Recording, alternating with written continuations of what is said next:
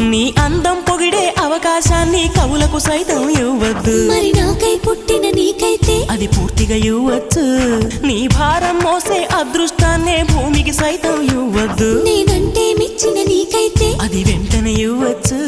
నేను హత్తుకుపోయే భాగ్యాన్ని నీ దుస్తులకైనా ఇవ్వద్దు. నేను హత్తుకుపోయే భాగ్యాన్ని నీ దుస్తులకైనా ఇవ్వద్దు. నీకై బ్రతికే నాకే ఇవ్వచ్చు.